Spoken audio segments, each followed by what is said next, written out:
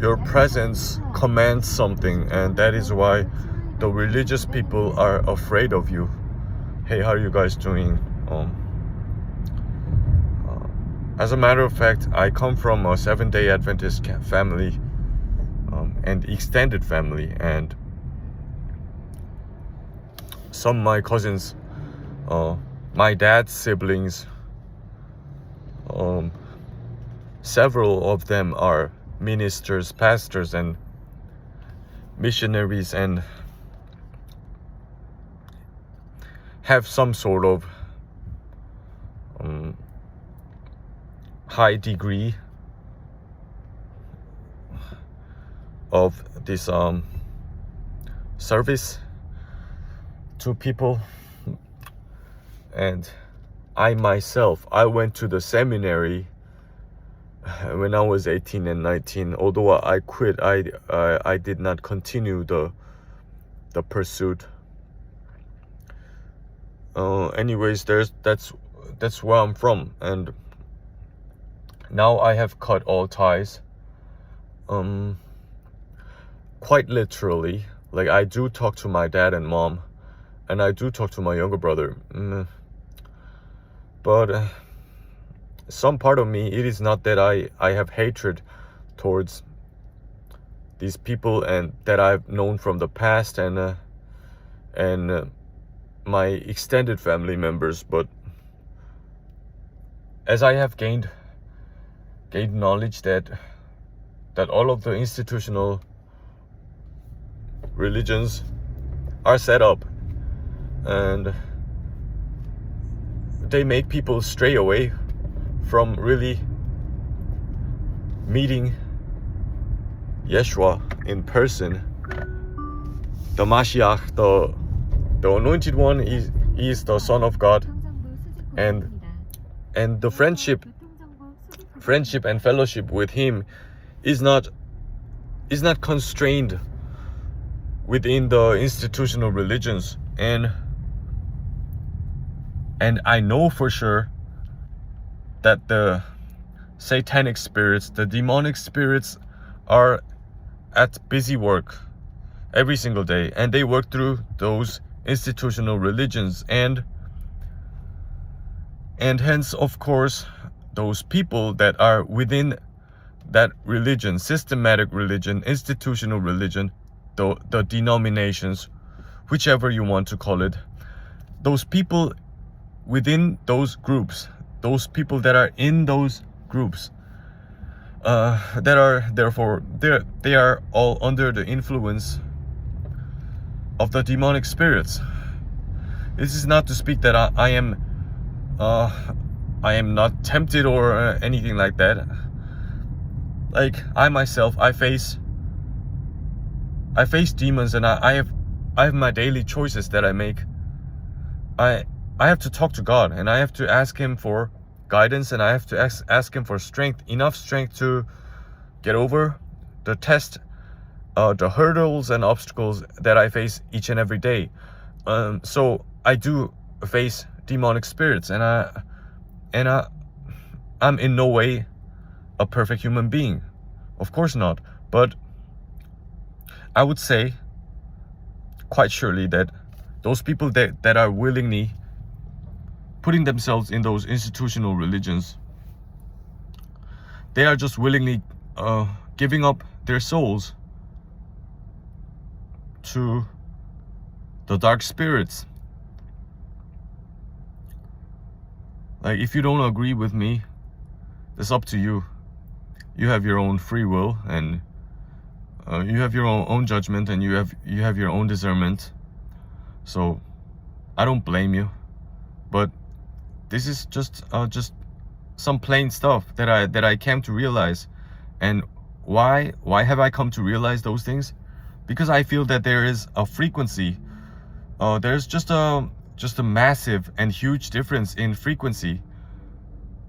Like, some people might think that when I speak on frequency, it is such a vague thing or an intangible thing, but it's not. It is quite pretty damn tangible, and you can literally feel it, and you just know it by intuition. You just know it by knowledge.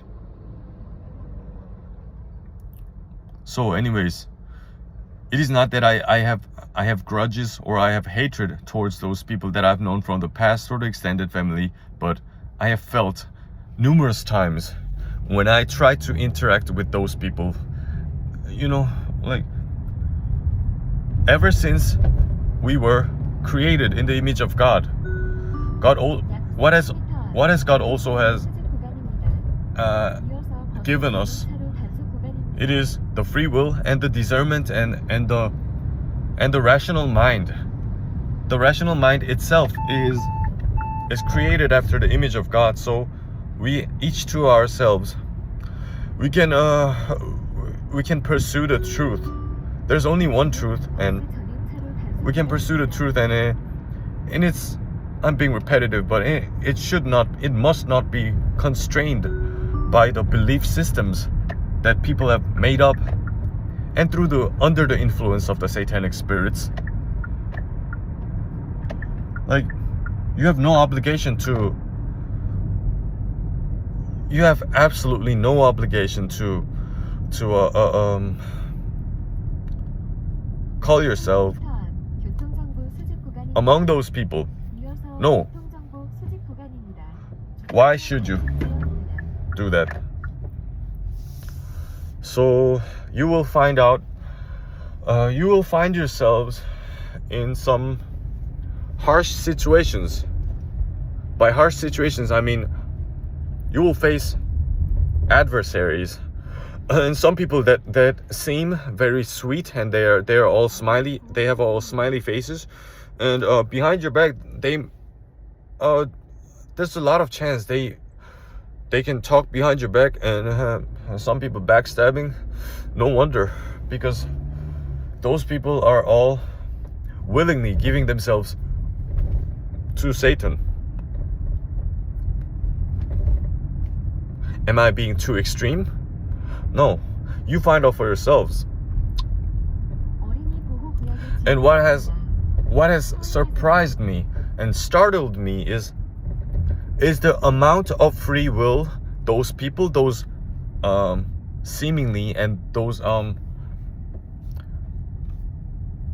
religious people, the amount of free will they are willing to give up for the sake of being and feeling accepted by the members of that group, whatever it may be, that denomination of Christianity, or that particular group, or that cult of religion, has certainly surprised me. I'll give you one example. I can only give account to a few things because like I said, I come from Seventh-day Adventist family. Those people, they emphasize very much about the diet, the vegetarian diet, and you know how in the South America, Argentina and Brazil, they consume a lot of beef, right? They consume and eat a lot of steak, right? And one of my friends from that seminary, it's quite funny and it's scary at the same time. I recall this conversation that I had with this friend. It's only like 3 or 4 months ago, and I was talking with this friend. I was conversing, and he was talking to another friend. So it was like a 3 or 4 way conversation, and he was talking to another friend that what do you guys think about the diet, the carnivore or whatever the thing is. And he was saying, there must be some message from above. Like by above, it means like the institution and the central. I don't even know what they call these things. But whatever it may be, they and this particular friend of mine, he said he was waiting for some type of message from above. like the official sayings of the church, so they can decide for each individual if they may eat beef or not. Isn't that this has in some way paralyzed my soul instantly? Yeah, my soul have been instantly paralyzed when I listened with my own ears this type of conversation, and at that moment, even though it is not the only moment that I realized, but anyways, at that very moment, I realized that this is the whole thing, the systematic religion, the institutional religion, the whole thing is a scam, is a fraud. And who is the father of lies, and who is the father of all fraud and all scams? That is Satan. It is crystal clear. There's no confusion.